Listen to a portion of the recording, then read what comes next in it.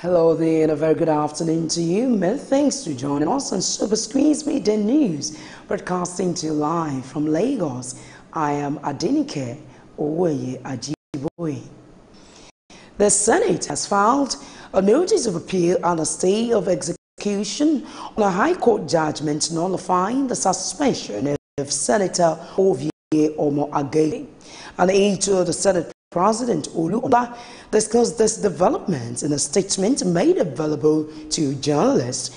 You will recall that Justice Nnamdi Timba of the Abuja Division of the Federal High Court gave the ruling nullifying the suspension on Thursday. The divisional police officer at the National Assembly, Sulu Gambari Abdo, has blamed the April 18th invasion of the Senate by hoodlums on internal conspiracy. Abdul, who disclosed this during an investigative hearing into the incident by a joint ad committee of the Senate and House of Representatives, said there was no communication from the sergeant at arms to the National Assembly during the invasion of the Assembly by the thugs. Our senators are not helping security matter here. I have a lot of occasions, a lot of problems, and they are the people that are breaching security. They will come, they say, this vehicle, this vehicle, this vehicle, this vehicle, they are going to allow them. If any policeman or any security officer make not, there will be a lot of problems. Either they call the IG, from there they will threaten, you will transfer it over to Maiduguri. And no policeman will like, or any other security agent would like any threats whatsoever, either Maiduguri, sir, or not. Sir, security is a collective thing. We cannot protect you if you are not ready to assist us to protect you. The legislators must be ready to cooperate with the security agent, work with them, and ready to assist us to protect them. In his reaction, Chairman of the committee, Senator Bala Ibn Allah, said the police should provide the committee with copies of the station diary where entry of the crime was made. He also directed that the committee should be given copies of the crime routine diary, pictures of those arrested, and the transfer register explaining where the invaders were transferred to. After the arrest, did you take any statement in respect of these people that were arrested? I did not. You did not? Yes, sir. Were they frisked? Yes, they were. We searched. And nothing wrong? We have some charm. And documented? Yes, documented. Do you have a station diary in the National Assembly? Yes, we do. Was there entry to that effect? Sir, you know it was a rally session. No. I'm coming, sir. I'm coming, sir. I'm coming, sir. I'm coming, sir. Yeah. I'm coming, sir. Please, sir. It's my work. I know. And I must tell you this. Yeah. In a situation like that, if we can't hear, they may be lynched. Yes. And something might have happened to them. Yeah. Professionally, yeah. It is advised you move them out to a safe place, and that is exactly what I do. So where are they now? I transfer them to CID. Can you oblige us now with the photocopy of the station diary entry of that day? Are we? The crime register. No, it was not registered in the crime register. It was. We have it at the routine diary. You said what? We have it at the routine diary. Routine diary. Okay. Then we have a copy of the routine diary. Yes, sir. And then maybe that station diary will provide the entry showing the transfer. The handing over too. We'll have it. We need a copy of the crime routine diary of that day. We need the pictures of those who were captured on that particular day. We need the transfer handing over between the National Assembly Police and then the headquarters, and to whom it was handed over. Chairman of the committee set up by the Senate, Senator Bala Ibn Allah, speaking there. The United United Nations UN has advised security agencies to act swiftly on early warning signals of attacks on communities in Nigeria. The Gender Technical Advisor of the World Body, Siwese Tokuma, gave the advice in Jos during an advocacy visit to the headquarters of Operation Rainbow in Plateau. She said security agencies must be proactive and not wait for violence to take place before chasing the perpetrators. Tokuma also urged security agencies to allow more women to occupy high positions to enable them play crucial roles in the peace-building process. Military troops have killed 8 bandits in Maru local government area of Zamfara State. Assistant Director, Army Public Relations, Major Clement Abiyayi, said the troops encountered the bandits in the bushes spanning through Danzadao, Kabaru, and Sangeko villages in the state. The Army spokesman also disclosed that 5 motorcycles, 5 rounds of 7.62 special ammunition belonging to the fleeing bandits were recovered by the troops. You will recall the bandits recently killed about 30 people in Kabaru and Damani villages in Maru local government area of Zamfara State. And our Council's Director of Information, National Judicial Council NJC, Soji Oye, has set up an investigative committee to look into the allegations leveled against some judges by the Economic and Financial Crimes Commission, EFCC.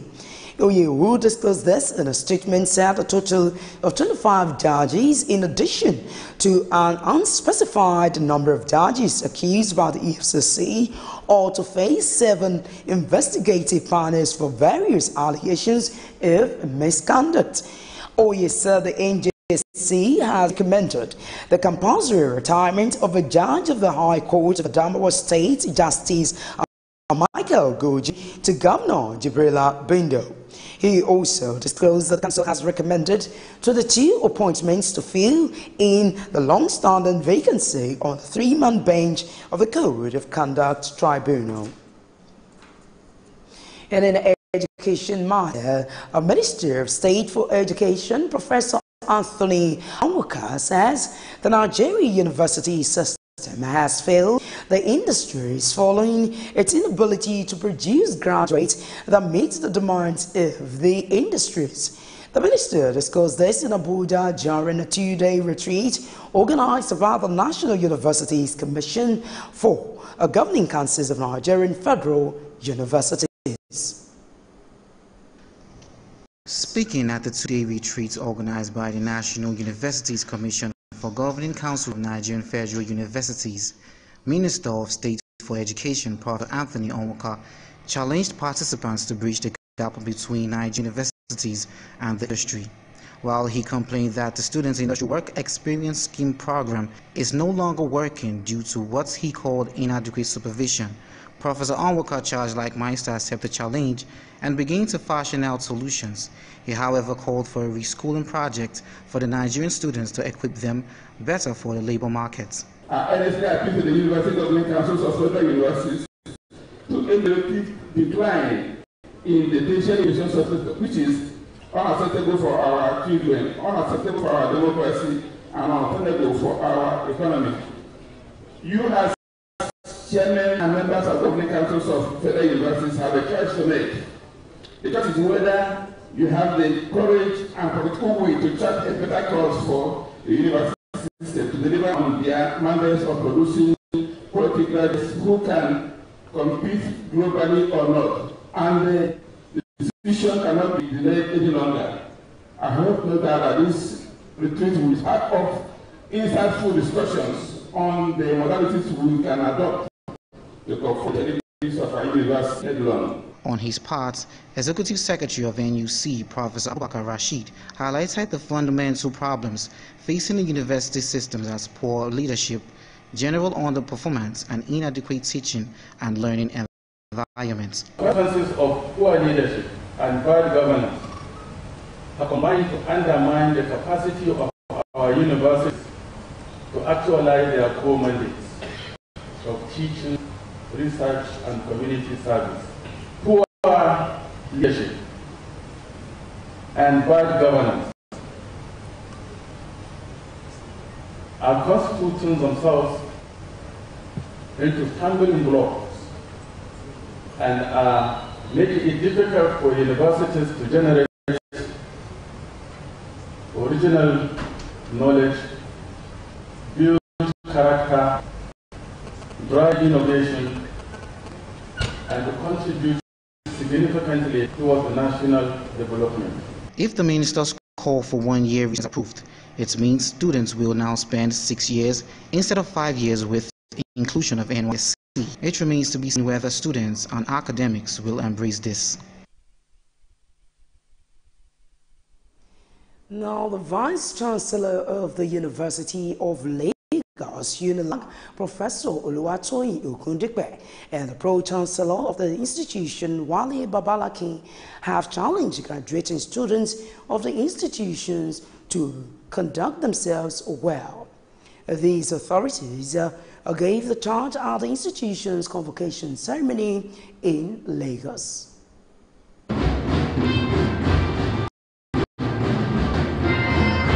The University of Lagos continues to offer degrees, diplomas, and certificates to the 12,638 students in various disciplines at the institution's 2018 convocation ceremony. Speaking, the Vice Chancellor Oluwatoyin Ogundipe said 62 of the entire first-class graduating students are from the Faculty of Engineering. He also noted that 3 students emerged the best graduating students with a cumulative grade point average CGPA of 4.97. I congratulate you all on the successful completion of your studies here at the University of Lagos. I also congratulate all parents and guardians and families. Today, honors will be conferred on all of you and prizes given to some of you. This elevation puts on you the responsibility to be great ambassadors of this university. It is my earnest prayer that wherever your path in life takes you, from here you will excel. The university is poised to develop its students by honing their skills through entrepreneurship training to be introduced as part of the curriculum. Subsequently, at the end of their program, they will not only be awarded the bachelor's degree certificate, they will also get an entrepreneurship certificate. The best graduating students are Jude Matthew from the Department of Biochemistry, Abbas Roy Laride from Chemical and Petroleum Engineering Department, and Emmanuel Babawale from the Department of Early Childhood Education. I'm here to congratulate you for many reasons. First, for your clarity of mind that enabled you to choose University of Lagos as a university for your first degree. From all data that I've assembled, the preponderance of great people are those who have attitude, not necessarily aptitude. It becomes a double whammy, a great combination, if you can combine both. But you should never feel handicapped because you don't have aptitude. If you have attitude, the higher you go, the easier it becomes. But you must determine to get yourself out of the crowd. And to get yourself out of the crowd, you have been equipped. You have been equipped with the University of Lagos degree. I congratulate you, and I look forward to seeing you in the greater society. These outstanding students were presented with awards and cash gifts. The Vice Chancellor's Prize. This is 100,000 for the best all-round performance in the university at the degree level, including the College of Medicine at not below second-class upper. It goes to 3 people who have 4.97 GPA. Matthew Jeffrey Jude, Roy Lion J. Bonwaba, Babawale Oludare Nano. I stand here today with huge pleasure and honor to deliver this valedictory speech on behalf of the 2016-2017 graduating class of the University of Lagos. The university, with arguably the highest number of students from different sociocultural backgrounds, groomed to take charge in every discipline in the country and in the world, the University of Lagos. Permit me to read from the Holy Book, Proverbs 3 verse 5, as written by the Good News Bible version.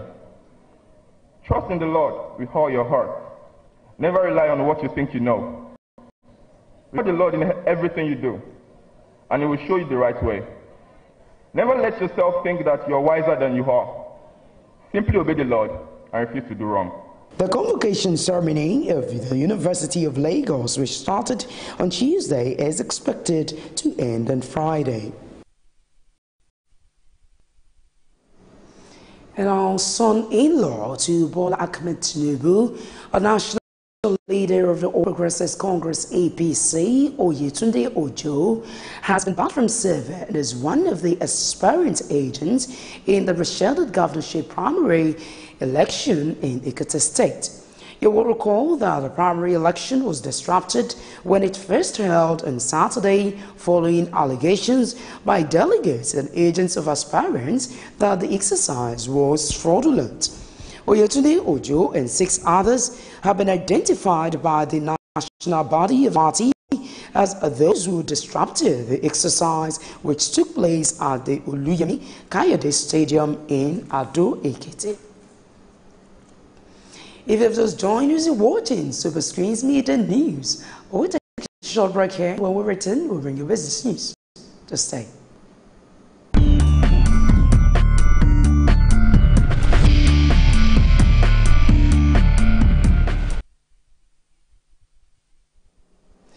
Well, it's so glad to have you back, not in the business world.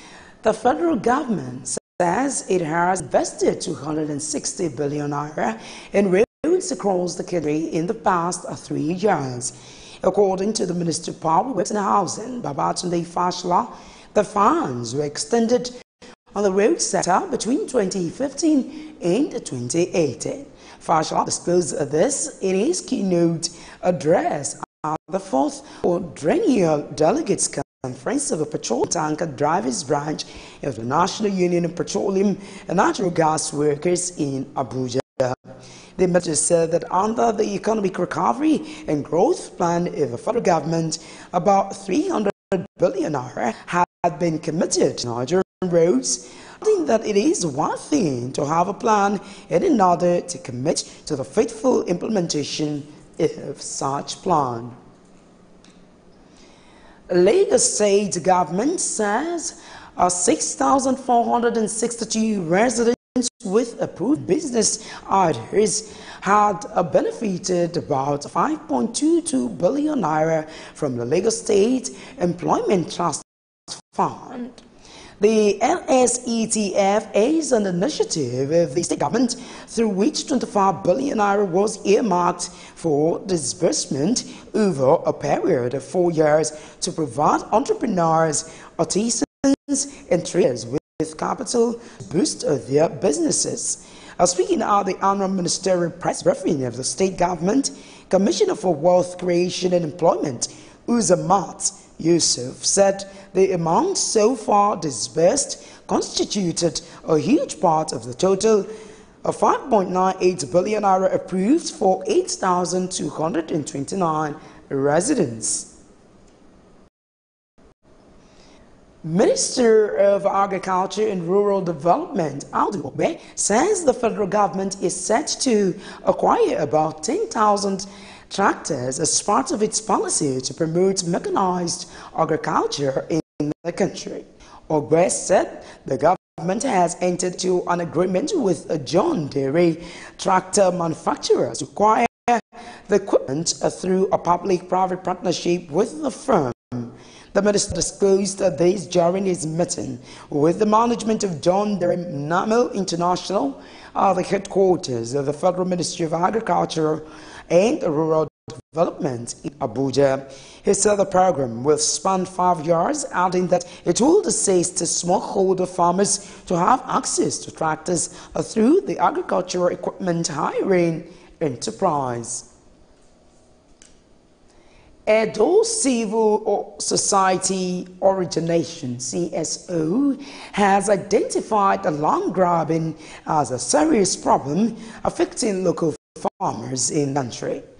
The group therefore charged governments at all levels to set up continuous town hall resolution mechanisms to promote government and community interface across the board. Executive Director of Environmental Rights Action Era, Godwin Uyi Ojo, said that the rise in prices compound the fulfillment of sustainable development. The director also urged the group to hold liable the heads of their communities to account for the expedient of the resources across to their communities. Communities that Opomu came to meet, they now give permission to the original owners of communities to enter, to come out. Once it is 6 p.m., you are locked inside. Man was born free, but wherever man wants to go, Opomu no.